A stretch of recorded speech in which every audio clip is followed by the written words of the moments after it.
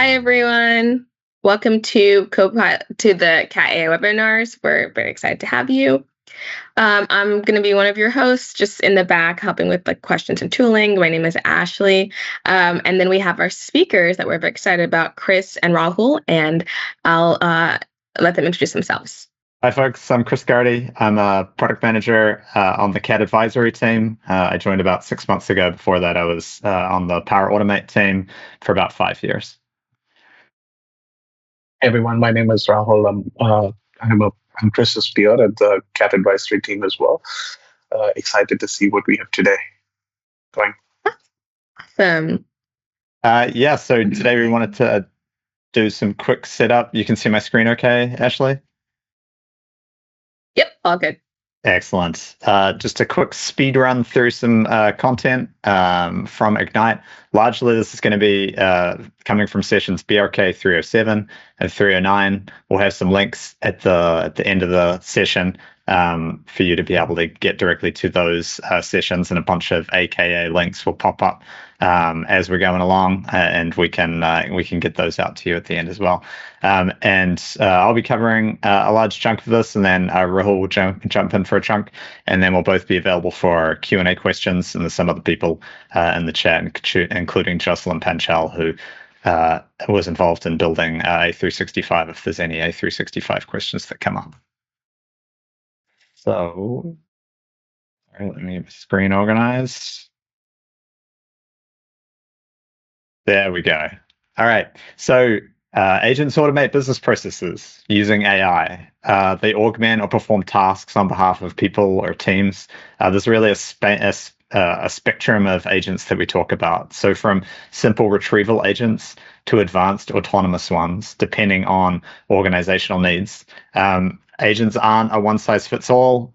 Your governance, risk posture, and architecture needs to adapt to the agent complexity level that you choose or that you end up building. And so this sets the stage for understanding why structured governance is essential as the capabilities of your agents expand. So we often talk about 10 agents for 10,000 users and 10,000 agents for 10 users. So we talk about a few high-use agents or apps, and then a large number of agents or apps that have been built for just a few people, even just a single person as something that they're personally working on. As the innovation accelerates, risk scales with it. So without governance, the explosion of agents can introduce security, compliance, and operational challenges. And we'll discuss some ways to handle those here. There's really a tension between innovation and risk. If you shut down too much and avoid risk too much, then you're shutting down on innovation. If you allow unfettered innovation, then potentially you're opening yourselves up to a lot of risk. So the role of IT and governance teams is to maintain a balance, enabling innovation without compromising safety or introducing unmanaged exposure across systems and data. So if agent building is allowed to just happen inside of a default environment, inside of one environment, it can become cluttered and unstructured and impossible to govern at scale. And ideally, we want to have some routing to certain sets of environments so that we avoid that kind of junk drawer scenario. What we want is something that looks a little bit more like this, like organized and less chaotic. So segmenting environments by purpose, risk, and user profile ensures clarity and maintainability. And this is important for scaling AI. Makers stay empowered, and IT maintains oversight, and the business benefits from a cleaner lifecycle can be seen. So we talk about a green zone, a yellow zone, and a red zone. So green supports personal experimentation with safe defaults. Yellow adds team-level creation and kind of a collaborative environment. And then red is reserved for high-risk professional development with strict controls. So your green zone is where you're going to have those the 10,000 agents for 10 users, and the red zone is where you're likely going to have the 10 agents for 10,000 users. And this zoned model allows organizations to scale their AI responsibly by matching governance to business criticality and technical complexity. So yes, green, yellow, red in these sections. And this is something that came from conversations with Gartner and Forrester. It is worth calling out, and we've kind of latched onto that and provided some commentary related to it. So the green zone, this safe zone, this low risk, this is a zone for low risk, low complexity agents built for a personal or a lightweight team use. It should be easy to create in here with minimal friction. The big takeaway from this space is that not every agent requires heavy governance. You can set up some good guardrails and then let users innovate as needed.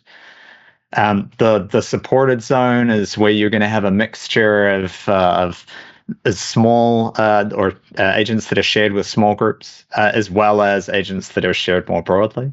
But it's this collaborative zone. The way that you manage it is going to be very kind of DIY. You're going to have some oversight, some shared environments, some guided guardrails. It's really kind of a middle zone. We won't talk about this kind of middle zone too much. What we'll focus on in this content is more the green zone and the red zone. So the red zone is your IT managed layer, where you're going to have high risk enterprise critical agents. So these require structured ALM, pipelines, connector controls, so the DLP controls that were highly voted in the poll, and potentially security reviews. So this zone is one that's essential for agents that integrate sensitive data, automate mission critical processes, or interact with a lot of external connectors that might be potentially high risk. So enterprise AI requires enterprise grade discipline. There's a number of personas that are interested in the agents that have different roles that they play in bringing agents to life. The security posture management, threat level, data privacy, compliance, and identity of these agents. The different personas have different stakes in this game, and we'll see that as we walk through these capabilities. So let's dive into Green Zone. So when we talk about Green Zone, there's a number of capabilities that are key. So routing configuration, it is worth calling out, is now rule-based. So products can remain unrouted as needed, but there are now rules that can go into the routing structure, the environment routing structure that you can set up. Environment routing puts people into appropriate environment groups. Environment groups group together the environments so that it can be easily managed, so that you can apply settings across all of the environments in one go. And you can provide those the settings that are needed to foster guided innovation.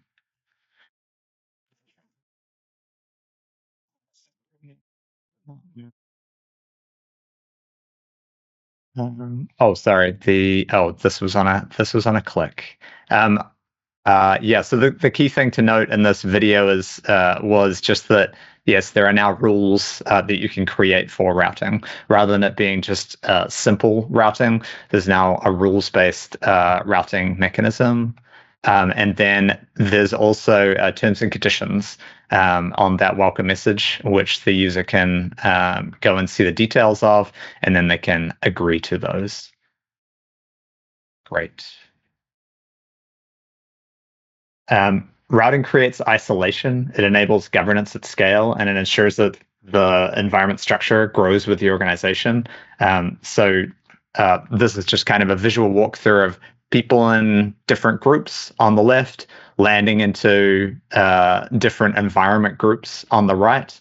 And within those environment groups, you're going to have different environments. So Gabriel and Nestor are both in an IT green zone group, and they are in separate environments doing development in their separate development environments. Good. Great. So another step in creating the green zone is adding advanced connector policies, otherwise known as DLP rules, data loss prevention rules. So this is where administrators can add and remove connectors, block specific actions as needed, and over time, the ability to control the parameters that go into those connectors will also come through advanced connector policies. You can also have control over the AI models that are being made available to makers. So you can allow or block experimental and external models. Sharing limits is key. So in the green zone, the environments are usually restricted down to just allowing sharing with one person or not allowing sharing at all. So that keeps the environment personal and contained. When you start opening up sharing to more users, that's when you get into that collaborative zone. That's when you're getting into that those yellow environments. You can also limit the channels. So you can keep, usually in the green zone, you're going to keep agents limited to internal only and block external channels such as WhatsApp and the other external channels. And then authentication, usually in the green zone, you'll enforce sign-in, you require Microsoft authentication. So this is very common for the Microsoft 365 Copilot chat and Teams channels that many agents use. Maker onboarding, so the welcome message that shows up that onboards makers is a key informational piece, telling users about what environment they have landed in, what the latest policies are. It'll re-show itself when it changes, and now there is a capability that we're referring to as read and understood that allows for this showing the display of terms and conditions and makes sure that a user checks a checkbox to say, yes, I saw those terms and conditions and I accept those. And in the near future, so that's in public preview now. And by the time it is that is generally available, that will allow admins to track when the terms and conditions were accepted by users. There is also a setup wizard that simplifies secure environment creation. So you can see that if you go to that AKA link, Green Zone sign up. Makers receive guided onboarding and pre-configured controls. And that ensures correct provisioning from day one. This ensures accelerated adoption, reduces misconfiguration, and provides the fast start that they're looking for that aligns with enterprise guardrails. Great. And so for admins, there is agent ROI that is now available inside of the PPAC. So return on investment. Different agents can have different values associated with the cost savings, the time and cost savings per run. You can see the ROI that each agent is providing. You've got centralized governance, so you configure all your AI settings in a central place inside of the Copilot hub in Power Platform Admin Center. And then there's also a what's new capability or a what's new tab in there as well that shows what's coming up as far as AI innovations is concerned, news about how the product is changing.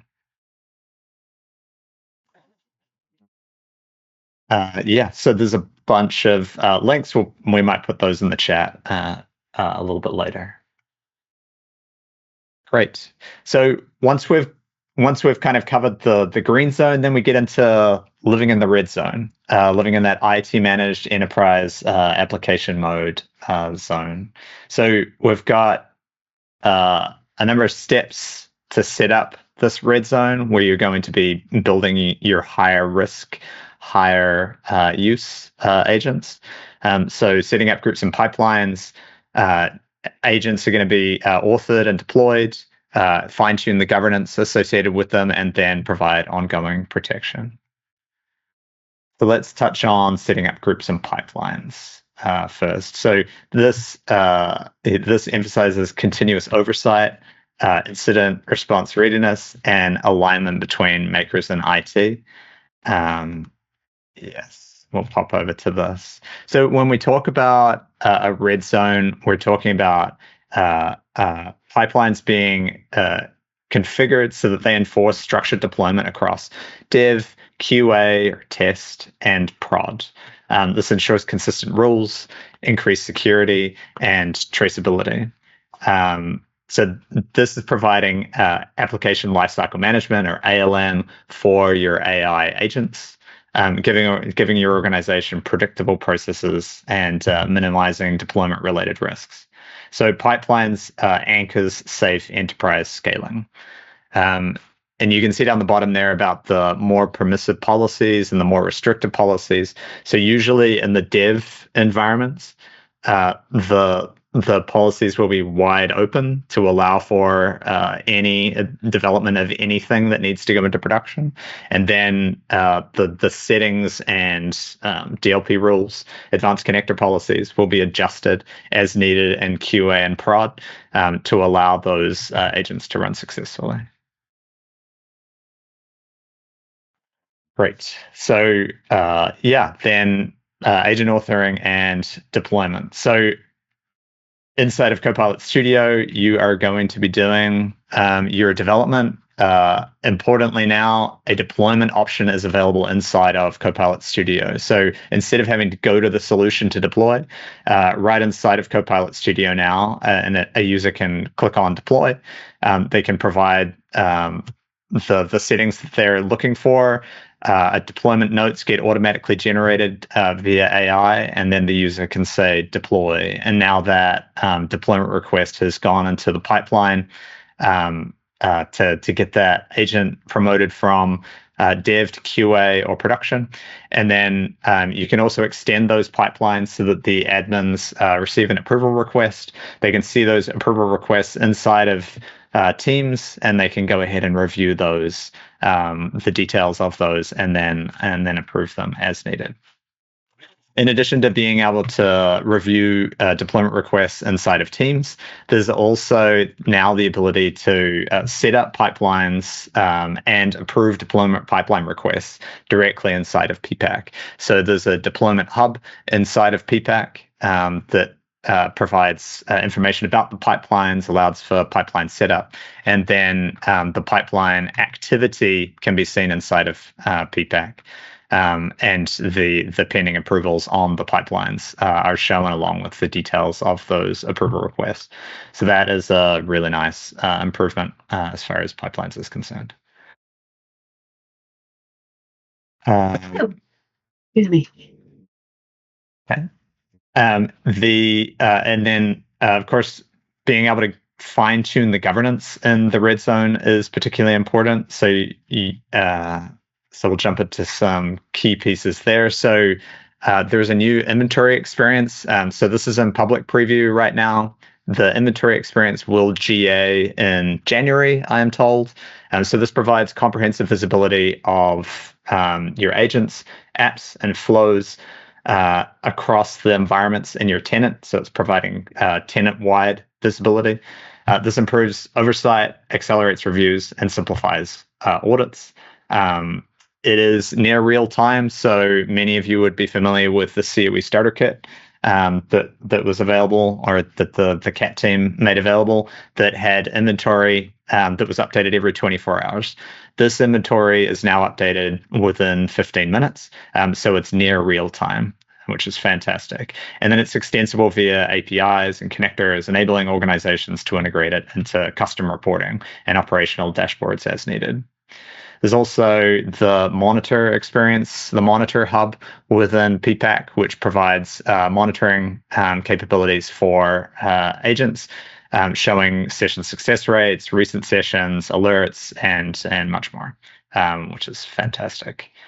There are the admin v2 connector provides access to the inventory information. There's also Power Platform APIs that you can use to get at that data, in addition to PowerShell and CLI scripts. And there's also a not so talked about piece, which is near and dear to my own heart, but that's using KQL queries within Azure Portal to get access to the inventory. So this allows for powerful custom filtering, sorting, and reporting, and allows you to bring back only the data that you need so that you're not limited by any UI or UX limitations and as far as number of rows that can come back.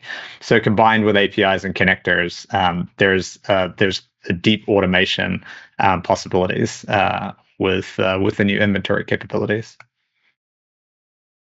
So in addition to that, for Red Zone, you want to ensure ongoing protection. And to talk more about that, I'll hand you over to Rahul. Thank you, Chris. Yeah. Right. So this is one of my favorite areas. In fact, I had to wrestle with Chris to get an option to speak about this. But here's the thing. So when you actually deploy enterprise-grade solutions, when we work with our customers, we frequently ask questions about how can we ensure that agents which deal with sensitive data has the necessary measures. How is it being audited? How are you protecting the data that the agent is processing, etc.? And with this Ignite, there has been some really, really great enhancements that we have seen with security management and posture. So to start out with, we have our security hub where we can actually see an overview of the security score that we give you based on what your Power Platform landscape looks like. So as you can see here, we have a number of alerts that's basically been raised with the system, and based on that, the score is computed. In addition to all of this, as you look at this rail on the left nav rail, you can actually see a bunch of settings, and we're kind of going to go through a few of them where there's been significant enhancements this year. So go ahead, Chris, if you can switch to the next slide. Thank you.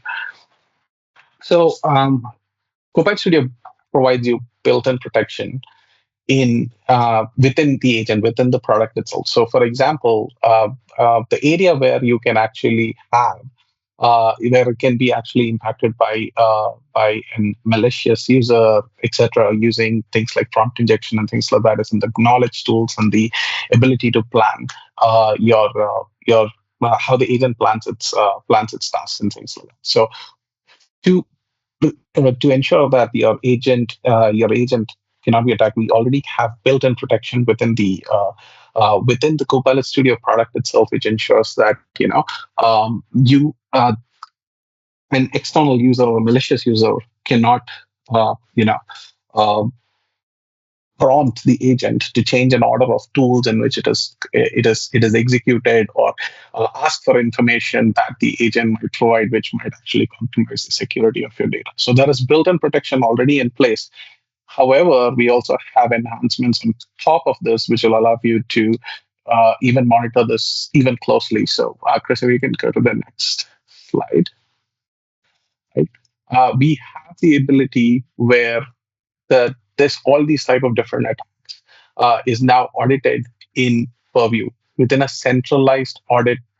In your M365 Purview, you can go in and actually search for potential attack. Like all the instances where the system detected that there was an attempt to jailbreak the system or use injection, etc.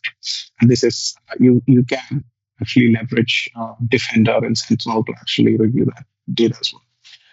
The next thing about deploying agents in production would be you want to know who changed what in your production instances, right? And you can now turn on auditing for all the apps, automate, and agents within Power Platform. And this verbose auditing will basically, again, go and be available in Microsoft Purview.